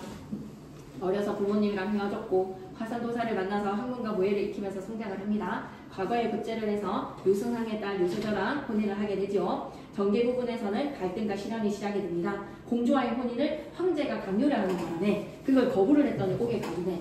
유서절의 어머니의 도움으로 풀려나고 유서절랑 결혼을 하게 되는데 그렇게 행복하게 사는 줄 알았는데 이 남선우가 다시 침략을 해. 출전해서 승리까지 거두어줘. 그래서 전쟁을 다 끝내고 고향으로 돌아오는 귀향길에 아버지를 만나서 함께 귀향을 하는데 어디로 가게 된다? 남의 용왕의 부탁을 받게 되는 어디로 가게 된다고요? 동해로 가게 됩니다. 용왕의 침략을 저지를 하지. 용궁에서 승리를 축하하는 잔치에서 참석을 하고 신선들로부터 선물을 받게 되고 공주의 음모로 유선열과 목숨을 잃을 위기에 처할 때 선물로 아내를 구합니다. 화산도사의 도움으로 어머니도 찾고 가족이 다시 모이죠. 마지막에 결말에 공주가 또 나쁜 짓을 해. 김진옥에게 누명을 씌우는 위기가 발생을 하지만 약으로 태자도 되살리고 명보를 꾸민 자들도 다 처단을 해서 해피엔딩. 감상하는 부분 이제부터 시작해볼게. 천상에서 지은 죄에다가 밑줄 한번 꺼주시고 적강 모티프 파란색 밑줄 한번 꺼주시고 남선우의 침입으로 가족 일에 다 헤어집니다. 이게 이변, 이산 모티프 화산도사의 가르침을 받아서 장원급제까지 하게 되는데 시련 극복한 영웅이지. 이후에 진옥이가 공주와의 결혼을 거부하는 바람에 공주와의 결혼을 거부해다가 밑줄 전체 스토리가 앞부분 줄거리에 다 실려있어서 알고 있어야 돼요. 천정 배필인 하늘이 정해주신 배필인 유서자랑 혼인을 하고 싶은데 남선우가 재침입을 하는 바람에 이제 약간 서로가 헤어지게 됩니다. 대승을 거두게 된다. 대승, 영웅적 명목. 귀국하던 진옥이가 홀로 배를 타라는 화산도사의 명을 받고 밑쪽이다. 홀로 배를 타라에다가 밑줄 스승님이 명을 내려서 그러던 와중에 우연히 한 섬에서 누구를 만난다? 아버지를 만난다에다가 밑줄 고전소설의 우연성에다가 밑줄 아니 만남은 이렇게 생뚱맞게 일어나네. 고전소설은 아버지는 용왕의 요청으로 진옥이를 만나게 됐던 거야. 아버지와 함께 돌아가던 길에 진옥이가 용왕이 보낸 동자를 만나게 돼요. 아하, 밑줄 깔아주세요. 용왕이 보낸 동자. 김진옥에게 도움을 요청을 합니다. SOS. 원수가 부친을 모시고 동자를 따라서 들어가니 천지가 명랑하고 1월이 조요하다. 조요에다가 별표 하나 쳐주시죠. 맑고 깨끗한 이미지입니다. 조용하다가 아니라 해와 달이 어떻다고? 맑고 빛나고 있다. 천지가 명랑하고 1월이 밝았는데 별공곤이다. 별공곤에다가 밑줄 끄시고 별천지. 아까 유토피아. 다시 한 번 더. 용궁으로 동자를 따라 들어가니까 아버지랑 함께 어떤 모습이라고? 너무 평화로운 모습이야. 이 감각적 이미지의 묘사지. 천지가 명랑하다. 1월이 조요하다. 별공곤, 별천지다. 궁궐이 장려하고 황금 대자로 썼으되 수정궁이라고 황금 글자다. 용왕이 원수를 맞아서 백옥상에 자정을 한 후에 가로되 백옥상, 백으로 만든 평상 같은 거겠죠, 그죠? 과인에다가 동그라미, 자기 자신을 낮추는 말이지. 내가 일찍이 대원수의 대명을 드린 지 오래 이래. 대명에다가 밑줄 끄시고 훌륭한 강상대를 나타내는 말이야. 유현이 노수함으로 공경치 못하고 앉아서 맞으니 심히 불안고소이다라는 것은 내가 제 몸이 불편해서 몸이 불편하다에다가 밑줄 마음이 불편하다에다가 밑줄 죄송하다 앉아서 내가 너를 인사를 하는 것에 죄송하다 극진히 예우를 하고 싶은 마음인데 그지 원수가 말하기를 나는 인간에 미천한 사람 아닙니까 대왕이 이렇듯이 간대하시니 불순송황하여이다 항송합니다 송구합니다 왕이 불강함을 칭사를 하시고 주가를 내와서 시녀로 하여금 청아주로 옥배에 가득 부어서 권하니 한잔하자 원수가 사양치 아니고 치토록 먹고 난 후에 서로 담화를 하더니 한 신하가 나와서 말씀을 드립니다. 서로를 칭찬하고 막 좋게 취하도록 마시고 있는데 동곡의 대병이 동곡대병에다가 동그라미 벌써 지경에 범하였다. 국경에 쳐들어왔다. 대왕은 급히 막으소서 용왕이 원수더러 말하기를 용왕이 원수더러 이런 바의 사건 파악을 좀 주목을 해주세요. 과인아 사실은 원수한테 청할 말씀이 있어. 한 번 수고를 아끼지 말아줘. 한 번 수고를 아끼지 말으소서에다가 밑줄 나 대신 전쟁을 좀 치러줘. 용왕이 부탁을 했어. 무슨 말씀이십니까? 동곡왕이 강포를 입고 대군을 몰아서 과인을 치고 있다. 동곡왕이 누가 되는 거야? 동곡의 용왕이라고 기억해야 돼. 바다 세계에서 지네들끼리 전쟁이 일어났어. 인간 세상의 원수 김진호기를 좀 출전해달라고 부탁을 하는 거야. 과인이 그 강학을 당하지를 못하겠다. 강학을 당하지 못하게해달라는 줄 잽이 안 된다라고 생각하는 거야. 내가 좀 겁나 나 질 것 같아. 장차 위태해 강돌이 원수를 청하였더니 원수한테 부탁을 하고 싶다. 그 강경을 막아주시면 은혜난망에다가 줄 백골난망 별초고은 강포 우악스럽다 사납다. 동곡이가 좀 힘이 센가 봐. 그래서 내가 감당하지 못할 것 같으니 은혜를 잊지 않을 테니 너가 좀 대신 치러주면 안 되겠니? 용왕의 부탁에다가 밑줄을 바꿔주시고 복은 진세한 사람 복에다가 별표셋 자기 자신 소신은 소장은 하는 거야. 복에다가 별표셋 갑자기 복복자 등장하면 안 됩니다. 진세의 한 사라에다가 밑줄 끄시고 자기 자신을 낮추는 표현 한사라고 했을 때 약간 미천하다라는 뜻입니다. 권력이 없는 미천한 포위한사 들어보셨죠? 포위한사 지난 시험에 필기 포위한사 포위지사 적어주셨잖아요. 그죠? 내가 진세라는 것도 보다 인간 세계에서의 미천한 선비인데 비록 조그만한 재용은 있으나 수부의 조화무궁한 용왕을 어찌 제가 당할 수가 있겠습니까? 용왕의 부탁을 겸손하게 거절해다가 밑줄 한번 꺼주시고 아이고 인간 세상에서의 장수가 어떻게 수부조화한 이 무궁무진한 이 도수를 쓸 수 있는 용궁의 왕이랑 제가 어떻게 싸울 수가 있겠습니까? 여기서 용왕은 누구다? 동곡의 용왕. 용왕이 말하기를 용왕끼리 붙는 거야 지금. 원컨대 원수는 한 번 수고를 아끼지 말으소서 계속 거듭 부탁.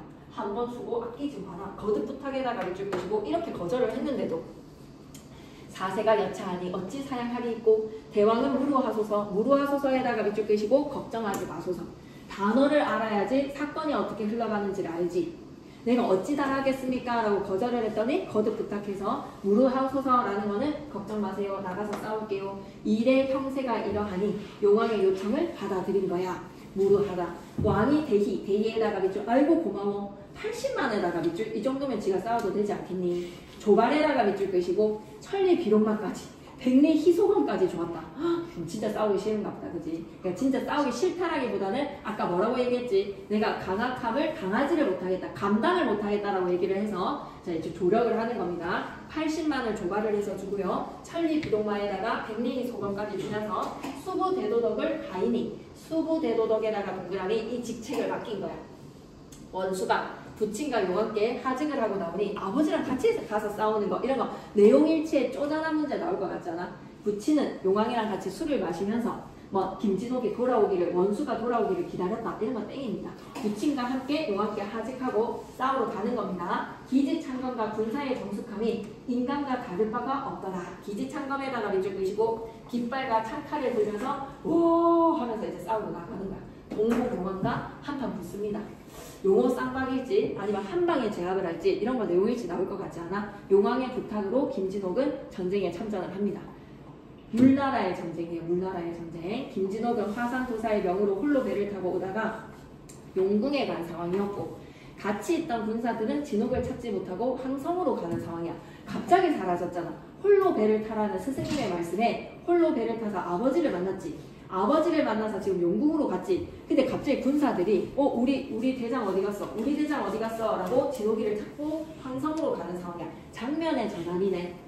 장면의 전환이니까 시작은 바로 각설인 거야. 각설 빈칸 뚫어놓는 거 괜찮지 않나? 여기에서 들어갈 말로 여기 빈칸 뚫어놓고 소설에서 장면에 전환할 때 쓰이는 말로 다른 상황을 제시를 할 때 사건의 전환에 들어가는 담화 표지 적으시오라고 하면 여러분 뭐라고 적으셔야 돼요? 각설이라고 적는 거에서 빈칸 뚫어놓는 객관식 괜찮은 것 같습니다. 원수가 거느리고 딱 완전 다른 장면이니까 즉 인간 세계의 환성인간 원수가 거느리고 바다를 건너던 장조기 이라 대풍에 원수가 탄 배가 표풍했어. 우리 원수 어디에 빠진가 봐. 뭔가 표류가 된 것 같아. 간 곳이 없는지라 군중이 황황하여서 제장 여러 장수입니다. 여러 장수의 군졸이 두루두루 찾으되 종적을 모르겠는지라 밑줄 보자. 종적을 모르겠는지라에다가 밑줄. 자, 한 번만 봐줘. 각설은 하제 전환이라는 거 좀 강조를 하고 싶고 용궁으로 가기 전의 장면으로 지금 돌아간 거야. 이라 대풍이 그리고 바람에 떠내려가서 황황해서 비현실적인 정기적 요소 갈게 할 일 없이라고 하면 어쩔 수 없이 장졸 등이 그 주야 대도하여서 황성에 뒷달을 했다. 황성에 뒷달에다가 밑줄 임금님한테 간 거야. 천자께 이 사연을 주달을 하니 주달이 무슨 뜻이다? 임금님 진호기가 사라졌습니다. 원수가 사라지셨습니다. 라고 임금님께 알리니까 상에다가 자그마하게 별표 하나 쳐주시죠. 이때 이 상은 누굽니까? 윗상자를 사용하는 건 고전소설에서는 임금님이죠. 배경 찬탄에다가 밑줄 다른 제장의 군조를 무사 귀국함을 기꺼워한다. 이때 기꺼워한다라는 거는 다행이다. 좋아한다. 기꺼워하시나 원수의 표풍함을 슬퍼하시고 괜히 여기시더라. 어떻게 얘가 사라질 수가 있지? 차시 좋습니다. 차시에다 가로로 묶으시고 또 별표 3개 이때에 이렇게 하는데 또 장면의 전환이야. 유승상에다가 동그라미 누구지? 장인어른. 이 말을 듣고 왜 우리 딸이 과부가 되었으니까 대경실색해서 부인과 소저와 주야로 근심하면서 천행으로 살아 돌아옴을 축수하더라. 천행으로 살아 돌아옴을 축수에다가 밑줄 끄시고 소저 진옥의 아내입니다. 손을 모으고 빌었다. 축수하더라라고 하면 기뻐하였다라고 하면 틀리는 거야. 축수라는 거는 손을 모으고 기도하는 거야. 반드시 살아 돌아오기를 바라는 것으로 기도하는 거야. 손을 모으고 빌었다에다가 밑줄 끄시고 그러니까 문맥이 안 맞잖아. 살아 돌아옴을 기뻐했다라고 하는 순간 문맥이 안 맞아. 지금 김진옥은 사라졌어. 행방불명된 거야. 그래서 살아 돌아오기를 손을 모으고 빌었다라는 뜻으로 축수하더라. 단어 뜻을 좀 잘 봐요. 단어 뜻을 한자를 좀 잘 봐야지 될 것 같습니다. 선시에다 가로로 묶으시고 또 별표 3개. 각설, 차시, 선시. 이걸 좀 잘 봤으면. 얼마 전에. 그럼 과거 이야기네. 얼마 전이니까 과거 이야기 들려주겠네.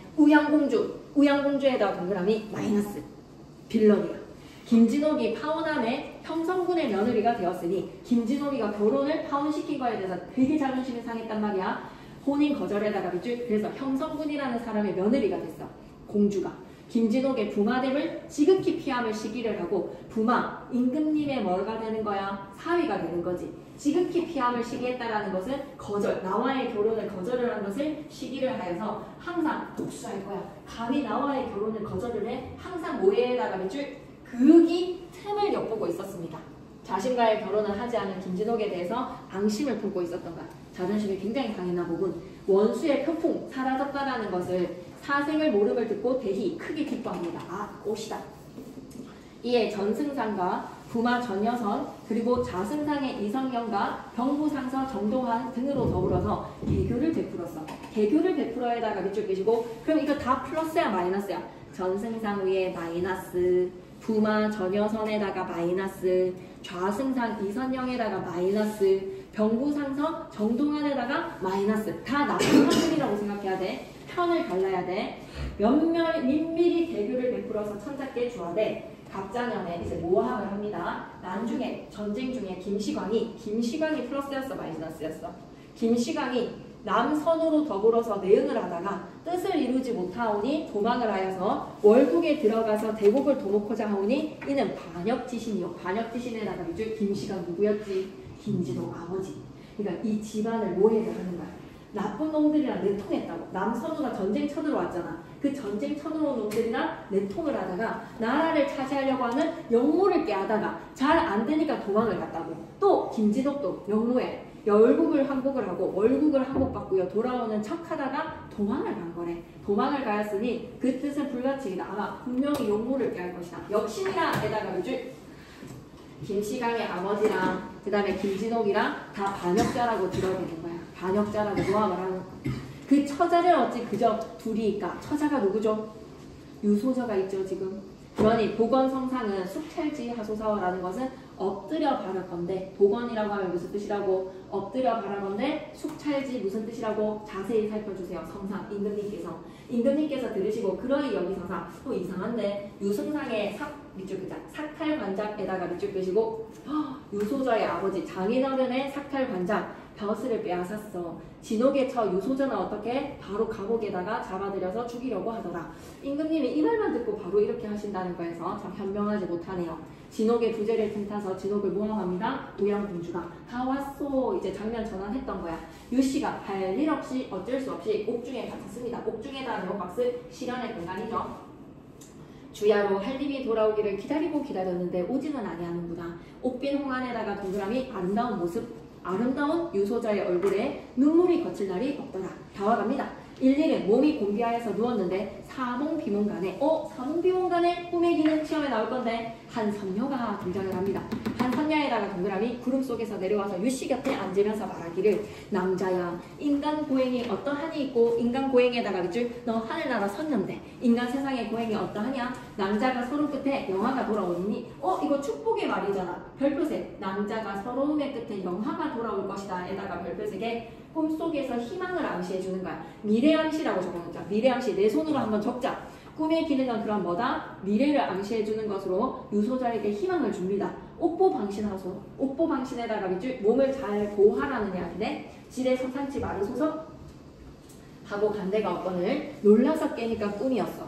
낭자가 슬픈 중에 생각을 하기를 생각의 변화에다가 밑줄 꿈을 통해서 선녀의 축복을 통해서 나 같은 방명한 몸을 귀신이 와서 명백히 가르치니 하늘이 이런 인생을 살피심이 있도다. 행여 살아있다가 혹자 좋은 일이 있을까 마음을 천만 강인하게 먹었습니다. 밑줄 끌게 억지로 참고 견딤에다가 밑줄 각설에다가 가로로 묶으시고 또 사자의 전환 차시에다가 가로로 묶으시고 이때에 김원수는 그럼 어떻게 싸우고 있는 거야 지금? 동복의 용왕이랑 한판 붙었지. 수부의 대장이 되어서 수족신병을 거느리고 동해를 향하여서 장면이 몇 번이나 바뀌는 거야 지금? 한 번 용왕 만나는 장면에다가 아버지 만나가지고 용왕한테 가는 장면에다가 돌아와서 신하들이 김진옥이가 사라졌다라는 거에 공주가 모함을 하는 거에서 지금 공주의 모함으로 유소저가 죽으려고 하다가 그리고 다시 장면은 어디로 돌아왔다? 용궁세상으로 가는 거예요. 용궁세상에서 동해를 향하여 나아가더니 동국의 용왕이 천병만만 그럼 80만이랑 천병만만은 좀 게임이 안 되는 건가? 천병만만은 더 많다라는 거겠지? 이지경이 거느리고 지경을 병하거늘 국경을 넘어왔어. 원수가 살펴보니까 이거는 목숨 걸고 싸워야 된다. 유수진에다가 밑줄 유수진을 칩니다. 기세가 엄숙하거늘 제장의 여러 장수들을 불러서 말하기를 각설의 하대전환 기억해주세요. 그리고 꼭 이거 기억하셨으면 좋겠습니다. 인간계 이야기에서 수중계 이야기로 돌아왔다. 근데 인간계 이야기 갈 때도 각설이 있었다는 점. 용왕의 부탁으로 출전을 했는데 이거 만만치 않아. 배수진을 쳐야 되는 상황인 거야. 이거 장난 아니야. 나는 일자 장사진을 칠 것이니 여등은 나의 명을 어기지 말라. 선봉장 신가비가 보아대 적장이 와서 싸움을 도둔하이다. 하거늘 원수가 군을 거느려서 서로 접전을 할 때 팅팅팅 싸우는 거야. 동복왕이 크게 말하기를 이런 거 내용일치가 나올 것 같아. 야씨 중국의 서절구투에다가 밑줄 아까 하고 싶었던 이야기 여기 나오네. 개떼에다가 지떼에다가 빗대어 표현을 했지. 그러니 한마디로 이 말은 누가 하는 말이야 지금? 중국의 서절구투라 이 말 누가 하는 말이지? 동복의 용왕이 김진옥한테 야이씨 중국의 이 개떼야 이 중국의 이 지떼야 수부대독이라고 하니까 야 우습다 이렇게 비웃는 거지. 네가 감히 수부대도독이라고? 네 무슨 재주를 가졌는데 감히 나를 대적하려고 하는 거고? 죽기를 아끼거든 일찍이 항복해라. 진옥을 무시하는 동복왕의 말에다가 밑줄 한번 꺼주세요. 내용일치 문제에서 이런 거 나올 것 같습니다. 동복왕이 필부가 어찌 무례하리오. 필부가 어찌 그렇게 무례하십니까? 네 비록 후문의 조화를 가졌지만 네 어찌 감히 나를 당하리오. 안 쪼네 밑줄이다. 네 어찌 감히 나를 당하리오에다가 밑줄 끼시고 하나도 쫄질 않는구나. 네 능히 나를 당하면 내 당당히 항복할게. 싸워보자. 네가 뭐 세면 내가 항복할게. 내가 이기지 질 것 같으면 대단한 질문이네요. 그죠? 필부라고 하면 보잘것없는 이런 거 나오기 괜찮지 않아? 필부에다 별표 하나 치시고 여기에서는 뭐 자기 자신을 원수가 자기 자신을 겸손히 친하는 말 하면 틀리는 거야. 이때 필부는 누굴 얘기한다? 보잘것없는 평범한 남자. 여기에서 누구를 나타낸다? 동공왕. 나 이런 게 진짜 좀 괜찮은 문제일 것 같습니다. 예, 너무 중요합니다. 풍운조화를 갖추었으니 내 상대가 아니니 항복하라. 동공왕이 약간 도발했지. 대로합니다.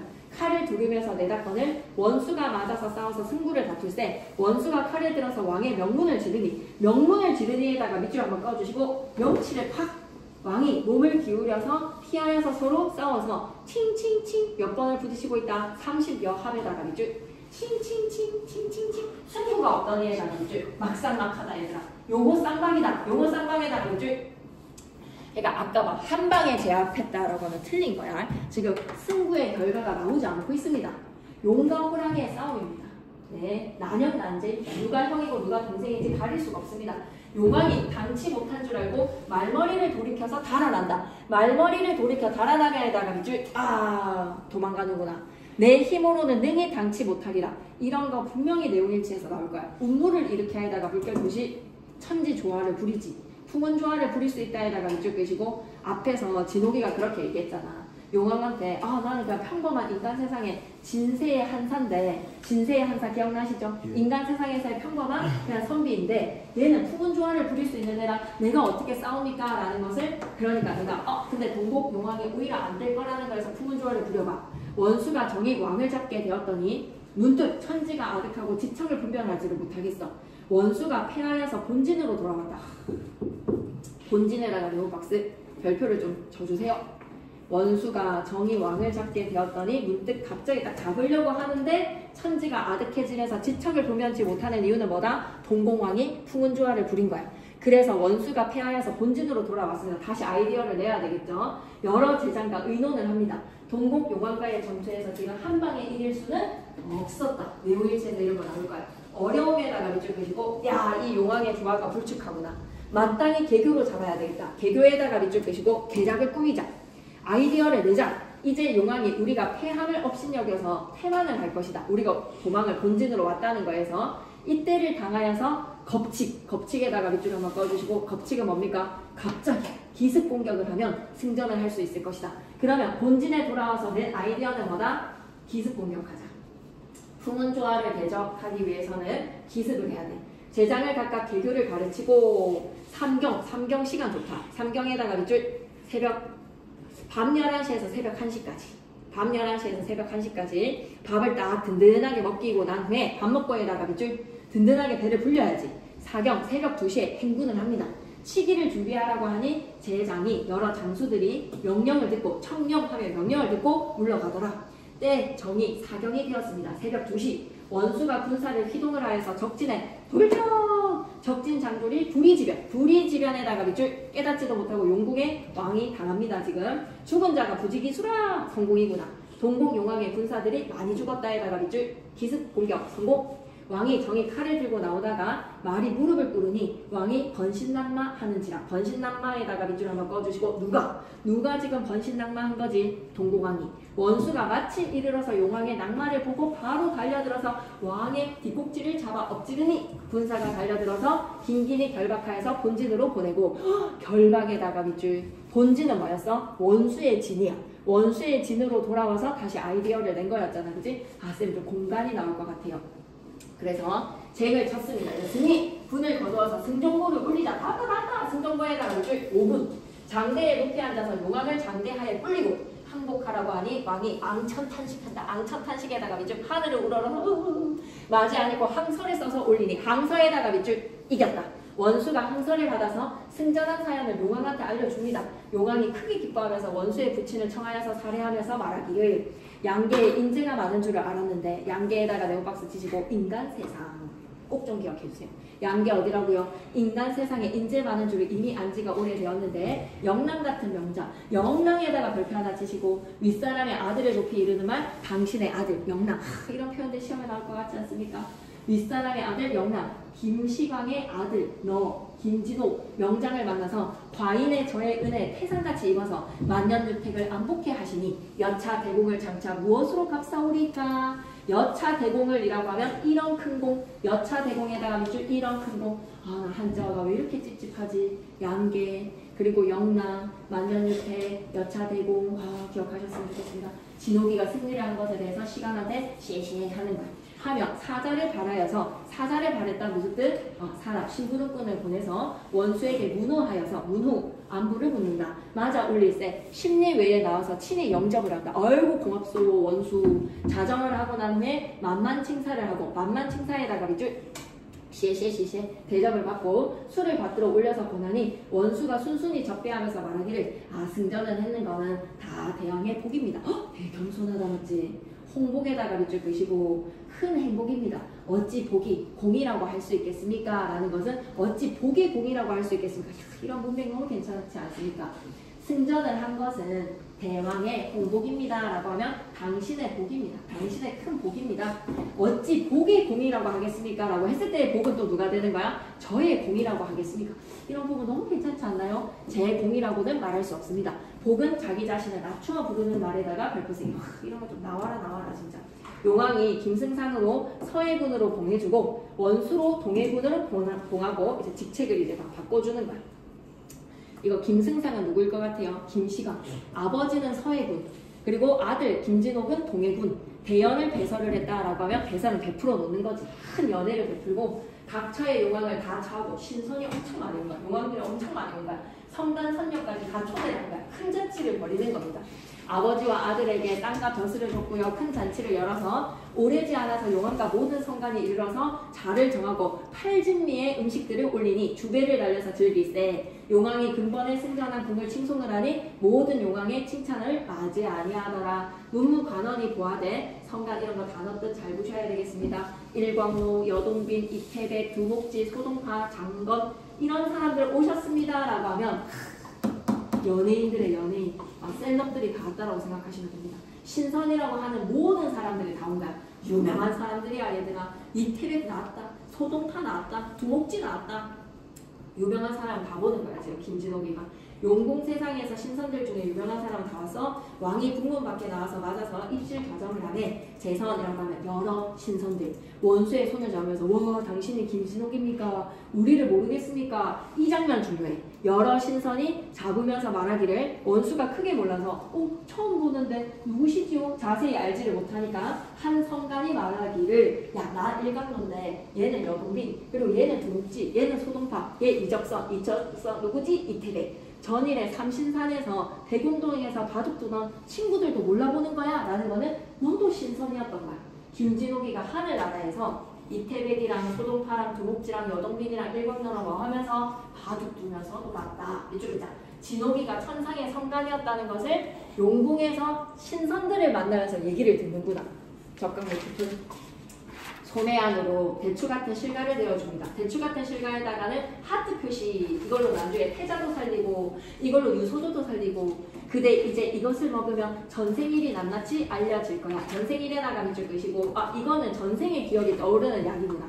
나중에 줄 거야. 전생의 일이 낱낱이 알리라. 전생의 일은 진옥이가 성간이었을 때 원수가 받아 먹으니까 전생의 일이 눈앞에 펼쳐졌다. 까지 괜찮습니까? 그래서 이제 안에는 감옥에서 위기에 처해져 있는 상황이라고 생각하시면 돼요. 시험에 나오겠네요. 내용일치 문제도 시험에 나올 것 같습니다. 쪼잔한 문제가 나올 것 같습니다. 잠시만요. 안 돼요. 분단 소설에다가 밑줄, 적강 소설에다가 밑줄. 일대기 진옥이의 영적인 명문인데 무조건 어휘를 잘 체크해야 돼. 복 이런 거 누구를 나타내는지 인물 지칭하는 표현 무조건 시험에 나올 거야. 전지력 작가 시점에다가 밑줄. 적강 모티프, 혼사 장애 모티프에다가 밑줄. 천상에서 하강한 김진옥이가 인간 세상의 영웅으로 활약을 합니다. 김진옥이가 여러 고난을 극복을 하는데요. 영웅의 일대기적 구조에 딱 들어맞는다는 것도 기억해 주시고 선한 주인공이 여러 어려움을 겪지만 결국에 행복을 되찾는다. 전반부랑 후반부랑 잘 보시고 지상계랑 수중계의 사건인데 지상계의 인물이 수중계에 개입해서 뭐를 해결을 해주는 거야. 문제의 상황을 해결을 해주니 긴장감과 흥미가 높아졌다는 거 기억해 주시는데 쌤은 이거 한 번만 딱 더 얘기하고 바로 보내줄게요. 지상계의 인물이 수중계의 싸움에 도움을 줬다는 거 이거 진짜 다를 것 같다. 앞에 한눈에 보기, 공간의 의미 이제 보니까 완전 끄덕이네. 수정궁에서 어떻게 됐지? 진옥이가 황성으로 가는데 갑자기 아버지를 만나서 용왕의 수중동으로 가는 거야. 동자가 와가지고 우리 용왕 좀 만나러 갑시다 라고 해서 용왕이 진옥한테 엄청 극진한 대접을 해주면서 거듭 부탁한 건 뭐다? 동공왕이랑 싸워달라. 황성은 어떤 공간이다? 천자가 진옥의 소식을 듣고 얘가 팽방이 묘연해졌다. 모든 가족들이 뭘 한다고? 축수한다는 거 기억해야 돼. 축수가 무슨 뜻이었지? 빨리 기도하는 거야. 돌아오기를, 건강에 돌아오기를. 옥중에서는 지금 누굽니까? 유소저가 위협을 깨닫는 공간이자 꿈을 꾸고 희망을 가지는 거는 살아보자. 남편이 돌아오겠지라는 믿음을 가져봅니다. 동해는 어떤 공간이었지? 용왕의 부탁을 받아서 동공왕과 맞서는 공간인데 진옥이가 자신의 능력을 발휘를 했을 때 30여합에 싸워도 승부가 나지 않았어. 그래서 동공왕이 뭐를? 천지조화를, 풍운의 조화를 일으켜서 잡으려고 하는 순간에 갑자기 천지가 까마득해진 거야. 그래서 어쩔 수 없이 어디로 돌아왔다? 본진으로 피신을 해서 새로운 전략은 뭐였지? 새벽 2시에 기습 공격. 기습 공격해서 성공 이렇게 생각하시면 되겠네요. 오케이. 나올 것 같습니다. 대충 보기에는 읽어보니까 너무너무 어휘들이 중요해서 이거보다는 강동목유록이거든요. 이거보다는 강동목유록이 너무너무 중요한데 얘도 내용일치 문제에서 분명히 나올 것 같아요. 오늘 문제 푸시고 평일날에 쌤 거의 2교시는 다 개별 시간 가질 수 있거든요. 질문 정리하고 싶을 때 얘기하시고 일요일에는 저녁 시간을 줄 것 같거든요. 문제 풀다 막 쌤 옆에서 풀고 막 이렇게 하면 가습실은 거의 지금은 여기를 사용하고 있어서 2층은 항상 비어져 있습니다. 그래서 여러분 공부 안 되실 때 2층에서 하면 쌤 1층 하다가 여러분이 쌤한테 와도 되고 아니면 쌤 여기 있어야 될 것 같다. 여러분이 1교시에는 2층에서 공부를 하다가 쌤한테로 오고 이렇게 해도 되지 않겠습니까? 평일날. 그죠? 너무 고생하셨어요.